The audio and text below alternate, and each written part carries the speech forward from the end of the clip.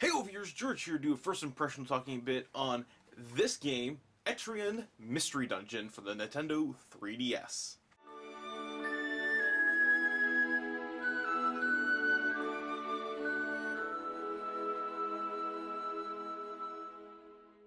So for the longest time, ever since I first played a Mystery Dungeon game, which was I believe Chocobo's Mystery Dungeon 2 on the PlayStation 1, was the first time I ever experienced a Mystery Dungeon game. Ever since then, I was just so enthralled with the gameplay. Though, anytime I played any of these Mystery Dungeon games that were out there was always one or two problems I had with it.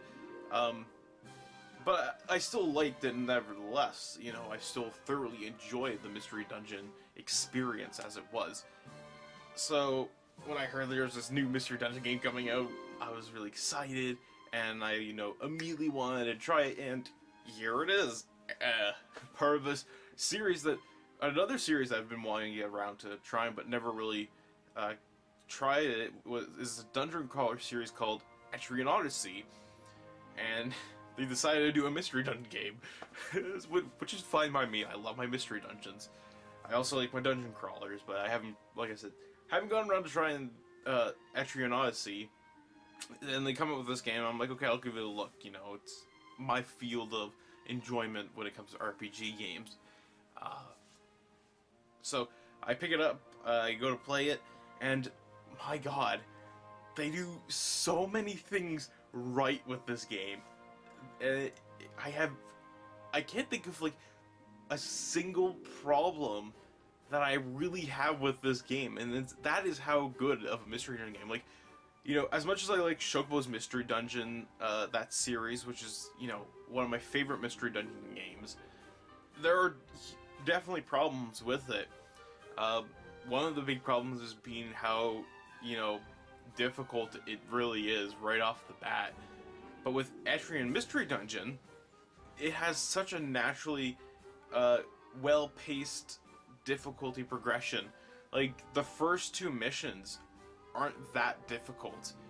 It's a nice progression of difficulty, whereas with, Chocobo Dungeon 2, that first dungeon, you could die multiple times before you ever get to the lower floor of it.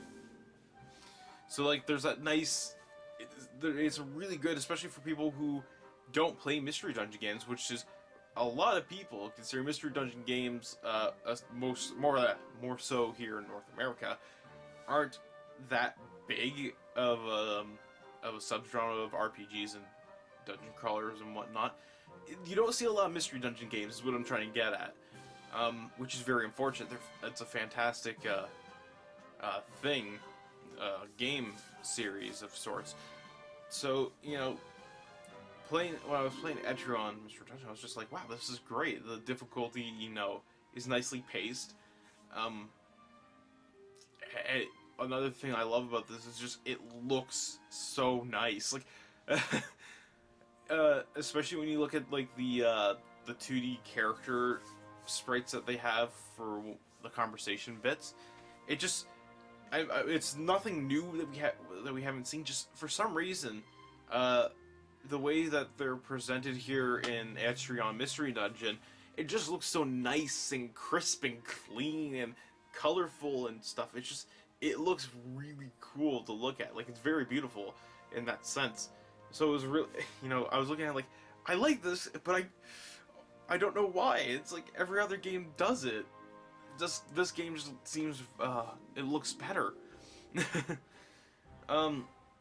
Okay, so if you haven't played a Mystery Dungeon game, I probably should have explained that right off the bat. But if you haven't played a Mystery Dungeon game before, one, you should get on top of that. Two, Mystery Dungeon games essentially are a style of RPG where you and your party, anytime you go into a dungeon, the map will change every single time.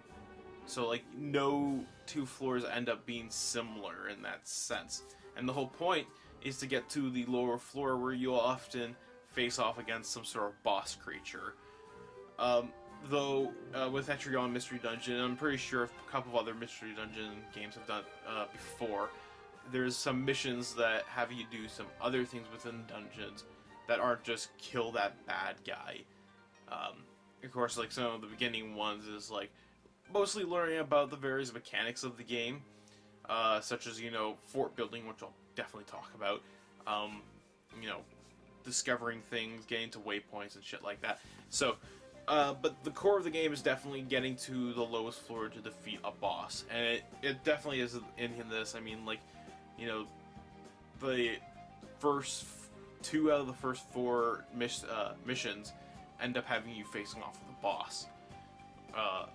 So I mean, like, it's standard, you know, fare, but I mean, like, there's a reason why it's standard fare. It fucking works.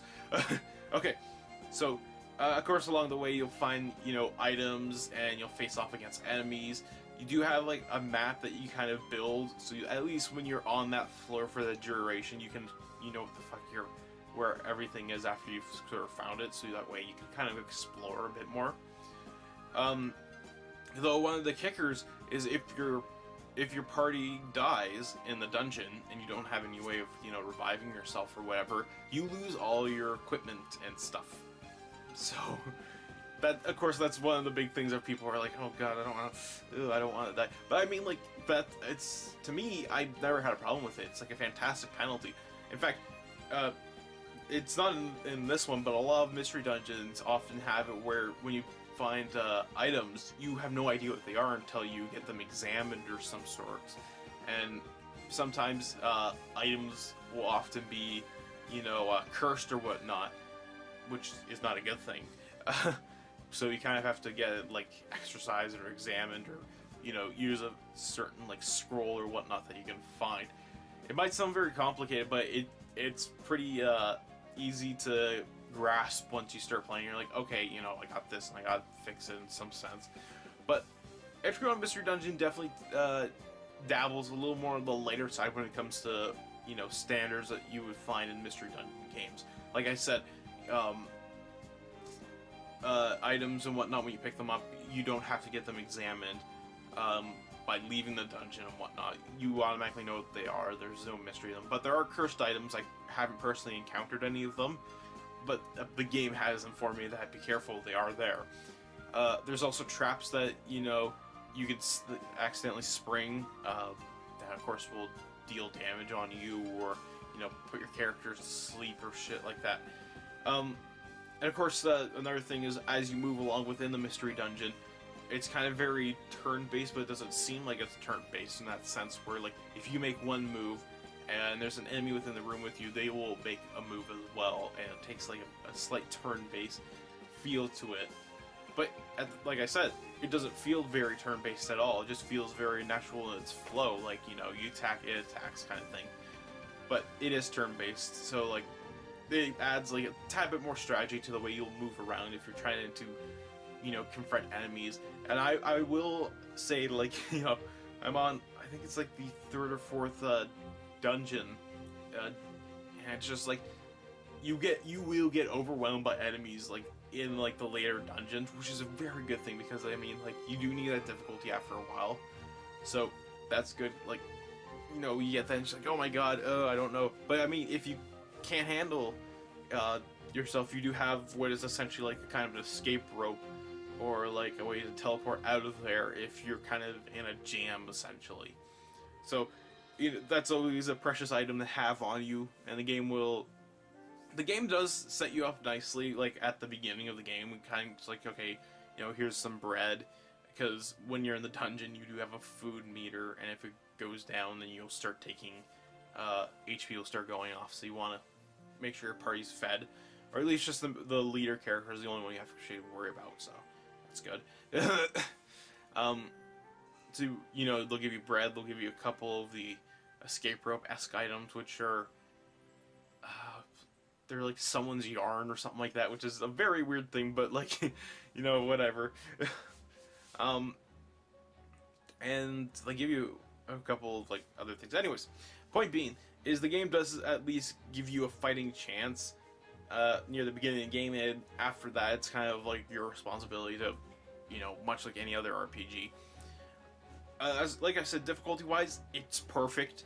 You know, it isn't like, not essentially holding your hand at the beginning, but, like, you aren't in any immediate danger if you're kind of still grasping concepts and whatnot. But once you get into the real dungeon, which by the third dungeon, the third mystery dungeon that you unlock, is when it basically like, okay, you're on your own now, like, kind of thing. By that point, you'll learn all the mechanics. So let's talk about the mechanics. When it comes to the mechanics in this game, I was kind of surprised by some of them. In the dungeons, you can create forts, and what these forts will do is kind of like secure the mystery dungeon's placement. So basically, like, next to having like a random arrangement of floors, the floor layouts are also, of course, randomized. That's what makes it a mystery dungeon. But by putting in this fort, it kind of locks in the layout, essentially, of the dungeon within its parameters. And what this also does is allows you to take the certain numbers within your guild, which you get to create after you've completed the first dungeon. You can take some numbers from your guild to kind of like secure that fort and kind of, you know, also gain experience and stuff like that. So I mean, like, it does a lot of neat things where it makes you feel like, oh cool, you know, I can kind of secure this placement, I don't have to worry too much about it. I can also get, you know, some other guild members I don't ever actually touch to kind of watch over the fort. So that's really cool, and, you know, it kind of gives more incentive, because very quickly, like, near the beginning, I was kind of getting a lot of cash. Like, I was like, oh my god, I have like 3,000, whatever the currency in the game is, like EN, which I don't even know what the fuck that stands for. I guess it's like Etrian or some shit. So, like, you get 3,000 stuff, and it's just like, wow, what am I going to spend this on? Like, because equipment, especially near the beginning, isn't it completely expensive, and, like, your party can only consist of 4 people, which means, like, next to your starting character, which ends up being, like, a sword person, which is perfect leadership, you know, perfect leader character class. You get to pick 3 other ones, and of course, they give you quite a good arrangement of classes to choose from. I mean, next to the swords, you get, black mages, which are like hexens. You get your healers, which are the medics, of course. You get long-range guys, which use fucking guns, which is really cool. I was not expecting that. I was like, okay, they're gonna use bow and arrows. No, they have like shotguns and hand cannons and stuff like that. I'm like, oh my god, that's awesome. What else? You get dancers, which of course are great for supporting things. You eventually will unlock things like ninjas and whatnot. There's some other, like, very in-betweenish classes, like, you know, people use as axes, defenders, shit like that, protectors and all that crap. So you get, like, a nice arrangement of classes to kind of customize how you want your party to play. Like, personally, you know, next to my swords guy, I got, like, a medic, which of course everyone needs a medic on their team. I got a dancer for support, and I also have my long-range person who has a fucking hand cannon. So, I mean, like, you know, you can do a lot of mixes, and of course, throughout the game you'll encounter other adventurers in dungeons who you can recruit in your guild if you want, and you can switch them out in your party, so you can, like, kind of, like, test how other kind of class arrangements work, which is very nice, you know, to have. So, next to making forts, and of course forts can have various abilities after you've unlocked a couple of them. You can kind of, like, get some with special stuff attached to them. You can also spend money to develop the town that the whole game takes place in. I don't know what the fucking town's called. Oh, it's embarrassing. Is it on the back of the box? No, it isn't. Wait. Aslagard? Aslagard? I don't know. Sounds about right. You can spend money to kind of develop the town, and by developing the town you get perks from that. So, like, if you develop, like, the market area, they'll start getting better equipment and stuff in stock, and you can, like, unlock forging. You can, like, develop an area where, like, you can hold items off to the side so you, like, get more stock, or, like, you can, you know, spend money to, you know, make the guild better, which means you can have more people within your guild. and all that fun stuff. And I'm just like, wow, this, you know, makes the game feel a little more interesting. You know, it's not just go and raid a mysterious dungeon of sorts. It's like, you know, try to develop a town, try to secure forts that you have within the dungeons and shit like that. And just, it makes it feel like there's more to the game, which definitely is, and gives you more incentives. Upon leveling up, you get skills, and you have like a nice little skill tree that you can mess with each of the characters, and you distribute points in them to unlock various abilities, increase stats, and all that fun stuff. So that's a really cool thing. And it's a constant thing where you're like, you level up, okay, give them a skill to kind of like make it a little easier to get through. Grinding is something that you'll definitely be doing once in a while to make sure you feel very secure when you get to or you're coming up to a boss. Happens, you know, a few times, especially with the first one. It's just like, oh, I don't know, am I ready for the boss? Because when you get into the boss, or the lower level as it's called, the lower floor, you can't actually use the escape rope item. Which, I don't know why I keep calling it escape rope. I guess I'm too used to Pokemon. But, the escape rope item, you can't use it on that floor, but you can leave by using the staircase. A lot of other little things like that. Just, overall, this game is really good. It's a lot of fun, you know. Like I said, I love Mystery Dungeon games. I've been playing a lot of them. But, this one just does a lot of things right, and, like, it just looks really nice. It makes it, the gameplay feels a bit more, you know, expansive, and like there's a lot of things you get to do. It just feels like an overall good game, and a really good game for people who are interested in trying Mystery Dungeon games, because the way that they've made the difficulty, it's perfect for newcomers to the genre, which is very nice, and a pleasant surprise, because from what I've looked at,